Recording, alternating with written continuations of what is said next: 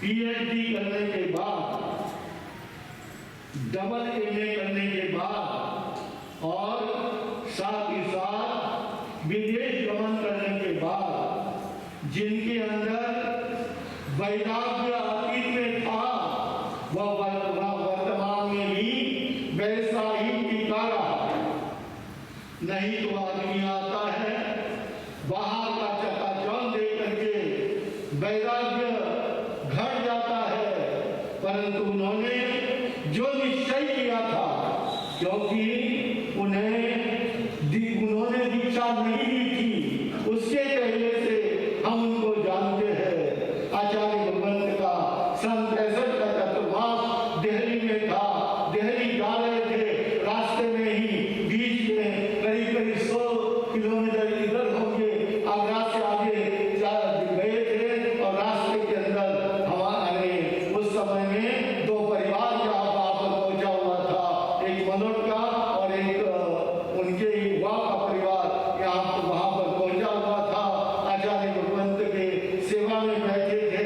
गुरुदेव उस समय में प्रार्थना कर रहे थे और कई प्रार्थनाएं वे भी साथ ही साथ बोल रहे थे। मुझे आश्चर्य हुआ कि तिलोक ऋषि जी महाराज साहब का छंद ये कैसे बोल रहे हैं।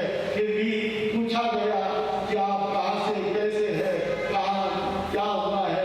उन्होंने कहा कि हम मनोर से आए हैं और उसके बाद में उनकी बुआ की बेटियां भी थी, उनकी सभी बहनें भी थी।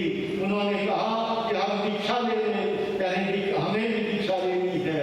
आचार्य भगवान से उन्होंने उस समय परिचय करते हुए कहा, तो उस समय में देखा ये संपन्न घर का, साथ ही साथ हर दृष्टि से जिनके अंदर वैराग्य की भावना थी, उस भावना को लेकर के वे आए हुए थे।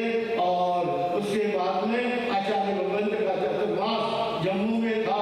उस समय में भी उन्होंने वहाँ पर 28 करके वहाँ पर यानी रहे थे।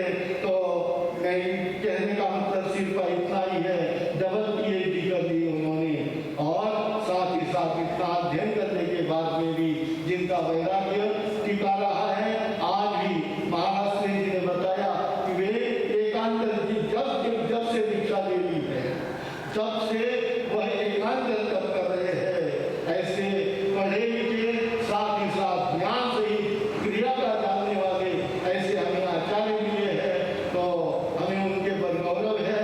उनके बारे में जितना भी कहा जाए तो कम है। माँ बाप ने उनको इसीलिए भेजा था कि इनका वैराग्य कमी हो जाए, इसके लिए विदेश भी भेजा था, परंतु विदेश जाने के बाद में भी वैराग्य वैसे के वैसे टिका रहा। तो यह उनके वास्तविक इतने त्याग के साथ में जो इन्होंने दीक्षा ग्रहण करी है, ऐसा। और साथ ही साथ पढ़े लिखे होते हुए भी आज आप जानते ही हैं कि उनको ध्यान, महाराज श्री ने बता दिया, ध्यान के ऊपर जाने का बहुत अधिक जोर है। वे यही चाहते हैं। मुझे भी एक बार कहने लगे, कुंदन ऋषि जी तुम भी ध्यान करा करो, 1 घंटा आधा घंटा अपने लिए भी दिया करो। इस तरह से यानी ध्यान के प्रति उनका इतना साथ है, वह आगे बढ़ रहे हैं। बहुत खुशी की बात है, हमें उनके कार्यों पर गौरव है। तो ऐसे आचार्य पूज्य पहले बताई गया कि आत्मानंद जी महाराज साहब के बाद में उनके शिष्य ज्ञानमुनि जी महाराज साहब वे भी आचार्य भगवंत की सेवा में काफी रहे हैं। एक चतुर्मास भी गुरुदेव के साथ में उन्होंने किया है। तो ऐसे यानी विद्वान आज आचार्य आत्मानंद महाराज साहब के शिष्य ज्ञानमुनि जी महाराज साहब, जिन्होंने आचार्य भगवंत का यानी जीवन चरित्र भी मेरे कहने से उन्होंने लिखना प्रारंभ किया और पूरा भी उन्होंने करके दिया उस समय में। तो ऐसे हमारे ज्ञानमुनि जी महाराज साहब, उनके ही शिष्य के रूप में यहाँ हमारे डॉक्टर शिवनी जी महाराज साहब हैं और वे भी आचार्य पद के ऊपर है। उनके कार्यकृति में अच्छे से अच्छे साहित्य का सृजन हुआ है और ध्यान की तरफ भी बहुत अधिक बढ़ते गए हैं। स्वास्थ्य स्वस्थ रहे और उनके द्वारा खूब खूब जिन शासन की प्रभावना होती रहे, ऐसी मंगल कामना करते हुए मैं अपने शब्दों को विराम देता हूँ।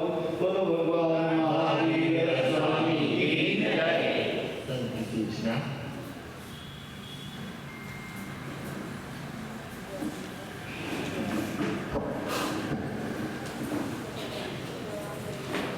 So, thank you all.